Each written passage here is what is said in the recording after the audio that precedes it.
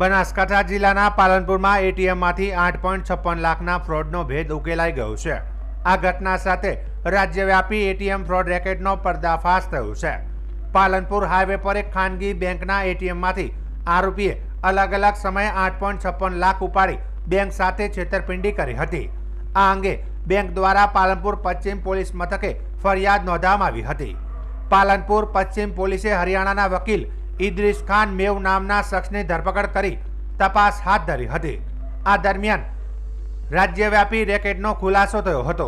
આરોપી વકીલ ઇદ્રીસ ખાન મેવે રાજ્યમાં કુલ 18 અલગ અલગ ગુનાઓને અંજામ આપ્યો હતો, જેમાં બનાસકાંઠામાં 3, અમદાવાદ, સુરત સહિત અન્ય 15 સ્થળોએ એટીએમ ફ્રોડની ઘટનાઓનો સમાવેશ થાય છે।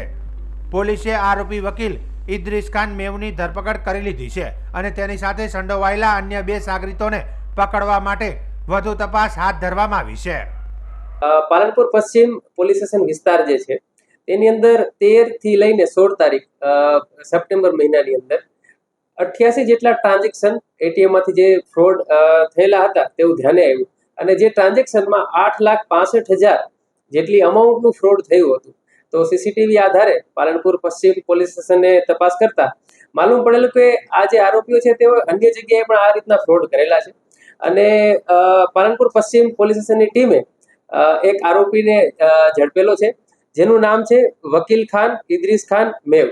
તો આ આરોપીના 8 દિવસના રિમાન્ડ મંજૂર થતા તેણે કબૂલાત કરી કે તેમણે 18 જેટલી જગ્યા ઉપર આવી રીતે એટીએમ ફ્રોડ કરેલા છે અને બીજા 2 જે સહ આરોપી છે વિક્રમ ભાણાભાઈ બિશ્નોઈ અને સુનિલ બાબુલાલ બિશ્નોઈ, તો 2 આ સહ આરોપી તેની સાથે સંકળાયેલા હતા તેવી રીતની પણ એ કબૂલાત કરે છે અને આરોપી પાસેથી 55,000 જેટલો મુદ્દામાલ, એટીએમ, તેમના આધાર કાર્ડ, પાન કાર્ડ વગેરે પણ આપણે મુદ્દામાલ તરીકે આપણે કબજે કરેલું છે।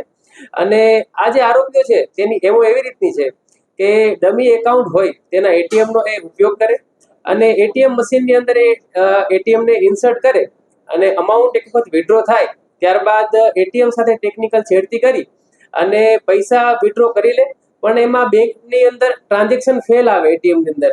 આવી રીતનું એ લોકો છેડતી કરતા હતા, જેથી કરીને જે બેંકના એકાઉન્ટના ઓનર છે તેના ખાતામાંથી પૈસા વિડ્રો ન થતા હતા અને એ ફ્રોડ બેંક સાથે થતું હતું, મતલબ બેંકે એ અમાઉન્ટ ચૂકવવી પડતી હતી। તો આવી રીતની આ આરોપીઓની એમો હતી।